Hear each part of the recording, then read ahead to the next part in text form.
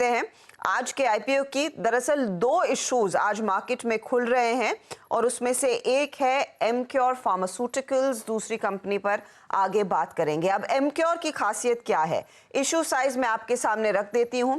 Company करीब 1952 crore race कर रही है। प्राइस बैंड 960 रुपए से 1008 रुपए के बीच है। इसमें एग्जिस्टिंग शेयर होल्डर्स और प्रमोटर्स कुछ हिस्सा ऑफलोड करते हुए दिखाई देंगे और साथ ही साथ अलग से पैसा भी रेस किया जा रहा है कंपनी में इन्वेस्ट करने के लिए। अब ध्यान रखिएगा कि एंकर बुक का क्या रिस्पांस था। एक बहुत ही बढ़िया रिस्पांस मिला, करीब 582 करोड़ कंपनी ने रेस किया एंकर इन्वेस्टर्स से। लगभग 48 एंकर इन्वेस्टर्स ने पार्टिसिपेट किया है, जिसमें अडिया, गोल्डमैन सैक्स, मॉर्गन स्टैनली जैसे नाम है और कई सारी लंबी लिस्ट है दरअसल डोमेस्टिक इंस्टीट्यूशंस की जिन्होंने पार्टिसिपेट किया है। 1981 में यह कंपनी खड़ी की गई थी। डेवलप, मैन्युफैक्चर, मार्केट करती है फार्मास्यूटिकल प्रोडक्ट्स को। 13 मैन्युफैक्चरिंग फैसिलिटीज है और प्रेजेंस 70 देशों में इनकी मौजूद है। अब कंपनी का फोकस यहाँ से आगे क्या रहेगा, क्या प्लान है, सब पर बात करेंगे। मेरे साथ दरअसल कंपनी का मैनेजमेंट जुड़ गया है। इस समय मेरे साथ है कंपनी के एमडी और सीईओ सतीश मेहता और कंपनी की whole time director Namita Thapar. आप दोनों का ही स्वागत है। Satish ji, with your permission मैं नमिता से पहला सवाल लेना चाहूंगी because roles have reversed today, she is in the shark tank. और ये बताइए नमिता, पूरे शार्क टैंक के अंदाज में अगले 5 साल कंपनी का विजन क्या है?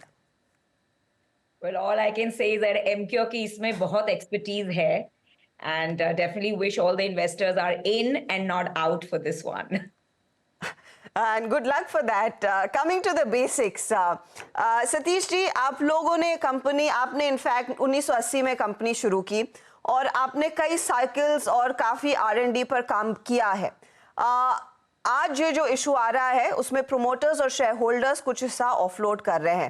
लेट्स एड्रेस दैट फर्स्ट, क्योंकि निवेशकों के बीच में, रिटेल निवेशकों के बीच में थोड़ी सी चिंता बढ़ जाती है जब प्रोमोटर्स अपना स्टेक कुछ ऑफलोड करते हैं। पोस्ट इशू प्रोमोटर्स का कितना हिस्सा रहेगा, कितना आप ऑफलोड कर रहे हैं, किन किन निवेशकों को एग्जिट दे रहे हैं? आपने CNBC पे मुझे बुलाया, इसके लिए मैं आपका बहुत आभारी हूँ, शुक्रगुजार हूँ। बहुत अच्छा लग रहा है आपसे मिलने के लिए। और एक चीज़ मैं बताना चाहूँगा कि 1980 में, अर्ली 80 में मैं ये कंपनी मैंने चालू की और मैं इसके पहले भी बता रहा था कि देखिए भाई, मैं जब कंपनी चालू की तभी मैं मैनेजिंग डायरेक्टर था, आज भी मैं मैनेजिंग डायरेक्टर हूँ। क्योंकि 40 साल की मेरी जो जर्नी है उसमें मुझे कोई प्रमोशन मैडम मिला ही नहीं। तो यही काम करते हैं, यही रफ्तार और यही लगन से काम किया। और आज जो मैं आपसे बात कर रहा हूँ तो ये कंपनी, एक चीज़ मैं खास बताना चाहूँगा कि मैं IIM अहमदाबाद का ग्रेजुएट हूँ, लेकिन मेरी बैच में का मैं एक ही ऐसा विद्यार्थी था कि जिसने जॉब नहीं ली, क्योंकि जज्बा था कुछ करके बताएंगे। तो उसकी वजह से ये एमक्योर की मैंने शुरुआत की और 40 साल में जो कंपनी बिल्ड की है हम लोगों ने सब साथ में, इसमें रिसर्च, टेक्नोलॉजी और R&D का बहुत ही महत्वपूर्ण योगदान रहा है। तो ये काम करते वक्त इस मकाम पे आने के बाद में आपने जो मुझे सवाल पूछा उसमें ऐसा था कि लिस्टिंग के पहले प्रोमोटर ग्रुप का जो ये था 82-83% is being held by the promoter group before listing, और पोस्ट लिस्टिंग के बाद में मेरे ख्याल से 78-79% पे आएगा। और उसके बाद में हमारे साथ 2014 से बेन कैपिटल जुड़ी हुई है, उन लोग मेरे ख्याल से आ रहे इसमें, और बाकी जो है वो प्राइमरी है। और that's what we are doing. Okay, और इसके आगे और हिस्सेदारी बेचने की फिलहाल आपका तो प्लान नहीं रहेगा when you bring it down to post issue 79%, right Namita? At this point, let's focus on what's happening. अभी जो हो रहा है उस पे फोकस करते हैं, आगे का हम आगे देखा जाएगा।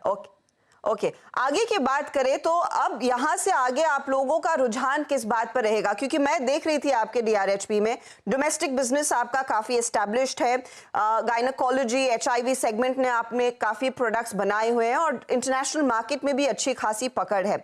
सो what is the focus going to be on? Domestic market आपके लिए कितना बड़ा रहेगा और कितना इंपॉर्टेंट है 70 देशों से आगे अपने प्रोडक्ट्स को एक्सपैंड करना और रीच बढ़ाना? मैडम जी, ये डोमेस्टिक मार्केट है, उसमें बहुत ही हमें इंटरेस्ट है। We like the domestic market. ये डोमेस्टिक मार्केट जो ग्रो हुआ है फिलहाल, ये $25 बिलियन का मार्केट है और 8 या 10% ग्रो करता रहेगा। मैं हमेशा एक मिसाल देना चाहता हूँ कि भाई देखिए भाई, हमारी और China, our next door neighbour, our population is same, 140 crore लोग हैं, लेकिन वहाँ जो है इंडस्ट्री हमारे से 4 गुना बड़ी है। तो उसकी वजह से डोमेस्टिक में तो मेरे ख्याल से ईयर आफ्टर ईयर बढ़ता ही जाएगा। तो उसकी वजह से मैं डोमेस्टिक के पीछे बहुत ही ध्यान देना चाहूंगा। और आपने बताया कि गायनिक में भी are number 1, blood related products में भी आर नंबर 1, उसी तरह से HIV में अच्छा काम करे, बाकी सेगमेंट में भी हमारा अच्छा काम चला है। और एक चीज की तरफ मैं आपका ध्यान आकर्षित करना चाहूंगा कि 1 अप्रैल से हम सनोफी के साथ जुड़े हुए हैं।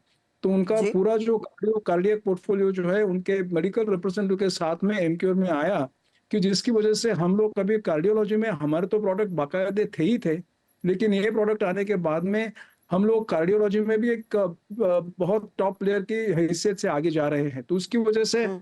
डोमेस्टिक में काम करेंगे। आपने पूछा उसी तरह से ये भी मैं बताना चाहूंगा कि we like emerging markets. Emerging market जो है बहुत ज्यादा हद तक डोमेस्टिक की तरह बिहेव करती है। तो जो मैं आपको बता रहा था कि ये कंपनी जो बड़ी बनी, उसमें R&D, इनोवेशन और टेक्नोलॉजी का बहुत ही बड़ा योगदान रहा। तो ये जो हम्म। प्रोडक्ट हम हिंदुस्तान में बेचे, इंडिया में बेचे, वो हम इमर्जिंग मार्केट में भी बेचेंगे। और उसी तरह से बाकी जो यूरोप और कनाडा में हमारी आज की पोजीशन है, उसको भी आगे बढ़ते हुए कंसोलिडेट करते जाएंगे। तो ये हमारी ओवरऑल स्ट्रेटेजी है, लेकिन उसमें मैं ज्यादा ध्यान डोमेस्टिक की तरफ देना चाहूंगा। ओके। अगर एक इंटरनेशनल मार्केट में, मुझे नमिता जी आप अंदाजा दे सके, क्योंकि सतीश जी ने साफ कह दिया कि डोमेस्टिक पर अब ज्यादा फोकस रहेगा उस बिजनेस को एक्सपैंड करने के लिए। इंटरनेशनल मार्केट में आपका अमेरिका, यूरोप और दूसरे कंट्रीज से अच्छा खासा योगदान आता है, लेकिन ज्यादा योगदान यूरोप से है। नॉर्थ अमेरिका को लेकर प्लान्स क्या है? अंडरस्टैंड आपने कई सारे एप्लीकेशंस US FDA में फाइल कर दी है, क्या वहां से कुछ गो अहेड और ब्रेक थ्रू आता हुआ दिखाई दे सकता है कुछ प्रोडक्ट्स के लिए खास तौर से? CEO ने बताया 48% डोमेस्टिक है, 52% global, but USA is not a part of ये जो कंपनी हम लिस्ट करने वाले हैं, वो एक अलग कंपनी है। And most of the business will be Europe, Canada and rest of the world. Okay. And pricing रफली इन मार्केट्स में इस समय कैसी है? क्योंकि we track the American market और it's been a mixed bag. थोड़ी सी इंप्रूवमेंट के साइंस थी, but how is Europe doing जहां पर इस कंपनी का सरोकार है? प्राइसिंग तो ऐसा है कि हम लोग जेनेरिक मार्केट में हैं, तो उसकी वजह से प्राइसिंग जो है यूरोप में काफी हद तक स्टेबल है। लेकिन मैडम जी, एक चीज मैं आपको बताना चाहूंगा मैम, कि जी। हम लोग कॉम्प्लेक्स मॉलिक्यूल में जाते हैं, तो उसकी वजह से अ, अभी एक एक आपको मैं उदाहरण देना चाहूंगा कि भाई फिलहाल यूके में, इंग्लैंड में हमारा एक प्रोडक्ट अप्रूव हुआ, एम्फोटेरिसिन बी। और गिलियड साइंस के बाद में हम पहली ऐसी कंपनी के जिसका ये मॉलिक्यूल अप्रूव हुआ। तो हम बाकायदा साइंस की वजह से जाने की, साइंस पे हम ज्यादा फोकस करें, उसकी वजह से प्राइसिंग प्रेशर हर एक पे होता है, लेकिन इतना प्रेशर नहीं कि जितना वो जेनेरिक पे होता है। तो उसकी वजह से ये साइंस और टेक्नोलॉजी इनोवेशन की वजह से मैं ये दोहराना चाहूंगा, we are slightly better placed. Okay. Namita, if you could give us an insight कि अगले 3 से 4 सालों में आप किस तरह की प्रोडक्ट कैटेगरी बिल्ड करने पर जोर देंगे? R&D का कितना बड़ा हिस्सा जो फंड्स आप रेस कर रहे हैं R&D में अप्लाई होता हुआ दिखाई देगा in the near future? Thank you. This is a great question. So, about currently about 4.7% of our sales हम R&D में invest करते हैं. तो this is a focus जहाँ बहुत भारी focus है on science, technology, bringing first to market molecules. तो ये जारी रहेगा in terms of the percent to sales. Product categories जो आपने बताई, we're in 19 therapeutic areas. तो एमक्योर एक ऐसी कंपनी है जो काफी डिवर्सिफाइड है in terms of presence in therapeutic areas. Gynaec में हम नंबर 1 है, हमारा शेयर है 13.5%, नेक्स्ट प्लेयर इज 5.5% लेस। लेकिन जैसे कि CEO ने बताया, सनोफी डील के बाद कार्डियो में भी हमारा बहुत बड़ा प्रेजेंस है, गैस्ट्रो एंटी इन्फेक्टिव्स में भी है। तो we will keep doubling down और हमारा फोकस जारी रहेगा on all these 19 therapeutic areas with a primary focus on women's health, क्योंकि ये एक ऐसी एरिया है जहां बहुत ही बड़ा गैप है एंड एमक्यू की पोल पोजीशन है to take advantage of this white space. So gynecology में Namita, if I'm and correct me if I'm wrong, your market share is nearly 13.5%. Considering आप लोग पोल पोजीशन में हैं, इसको और कितना बढ़ाने की क्षमता रखते हैं आप आगे? पोटेंशियल तो बहुत है, क्योंकि अगर आप देखेंगे, मैं आपको एक सिंपल सा उदाहरण देती हूँ। अनीमिया, 57% इंडियन महिलाएं have anaemia, and most of them उन्हें पता भी नहीं कि उन्हें अनीमिया है, क्योंकि अवेयरनेस, अर्ली डायग्नोसिस बहुत बड़ा गैप है। तो अगर आप पेरिस एस्कॉर्बिट, जो हमारा प्रोडक्ट है, मेरा फेवरेट प्रोडक्ट ओरोफर एक्सटी देखेंगे, we have a 51% market share. लेकिन अगर आप top of the funnel TAM देखेंगी, with 57% women having it, we haven't even scratched the surface. तो बहुत सारा potential है ऐसे big brands में, and हमारा policy हमेशा रहा है to make the big brands bigger. So sky is the limit.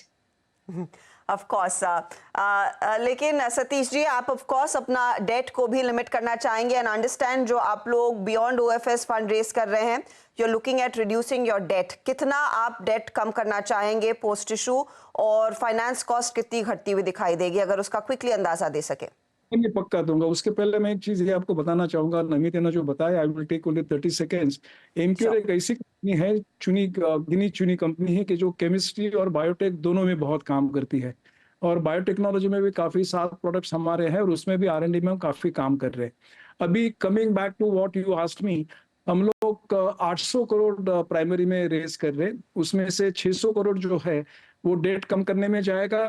जहां तक मेरा अंदाज है, मार्च में हमारा 31 मार्च को तकरीबन 1500 साढ़े 1500 करोड़ का डेट था। ये 600 करोड़ से ये डेट घटेगा, और उसी तरह से कंपनी में कैश भी काफी जनरेट होने की वजह से काफी डेट में कमी होने की संभावना है जैसे हम आगे बढ़ेंगे। फाइनली सतीश जी, आपके मार्जिन्स में देख रही थी, एबिटा मार्जिन्स 2022 में ये रफली 22% के ऊपर थे, और पिछले 2 साल यानी कि 23 और 24 में ये 18-19% पर आए हैं। एक औसतन क्या रेंज एक्सपेक्ट करनी चाहिए जो एमक्योर हिस्टोरिकली शायद रखता आया है और आगे रखने पर ज्यादा जोर देगा एबिटा मार्जिन्स के लिहाज से? हम इसमें 2 विषय, इसका 2 पार्ट में जवाब देना चाहूंगा कि इसका जो 23% जो आपको दिखाई दिया, उसमें कोविड का इफेक्ट था, और कोविड के टाइम पे हमने काफी प्रोडक्ट्स कोविड के बेचे थे, उसकी वजह से आपको ये जरा ज्यादा नजर आ रहा है। लेकिन उसके बाद में ऐसा हुआ, गए 2 साल में ऐसा है कि I have always been very growth oriented person, तो उसकी वजह से हमने 2 चीजें की। एक तो ऐसा किया कि हमने 1000 medical representatives we have added. अब ये 1000 मेडिकल रिप्रेजेंटेटिव ऐड करने की वजह से उनकी प्रोडक्टिविटी जो पहली थी वहां आने के लिए समय लगेगा, उसका थोड़ा बहुत ड्रैग है, जरूर ड्रैग है। और दूसरी चीज ऐसी हुई कि गए 3 सालों में हमने तकरीबन 1200 करोड़ का इन्वेस्टमेंट रुझान किया फॉर फैसिलिटीज।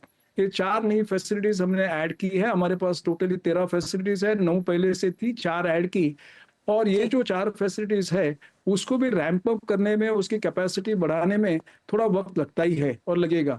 तो उसकी वजह से ये जो इन्वेस्टमेंट की है, सही इन्वेस्टमेंट है, अच्छी इन्वेस्टमेंट है, और जहां तक मैं मानता हूं कि नियर फ्यूचर में ये प्रोडक्टिविटी बढ़ेगी, कंपनी का ये what I would say utilization of capacity भी अच्छा होगा, तो उसकी वजह से मार्जिन्स 100% बढ़ेंगे और अच्छे होंगे गोइंग फॉरवर्ड। बहुत बहुत शुक्रिया सतीश मेहता और नमिता थापर हमारे लिए समय निकालने के लिए, and wish Emcure and the entire family the very best for this IPO। Thank you very much. चलिए, वक्त हो रहा है इसी के साथ एक छोटे से ब्रेक का, लेकिन ब्रेक के बाद फटाफट एक रिकैप लेकर आएंगे खिलाड़ी नंबर 1 का।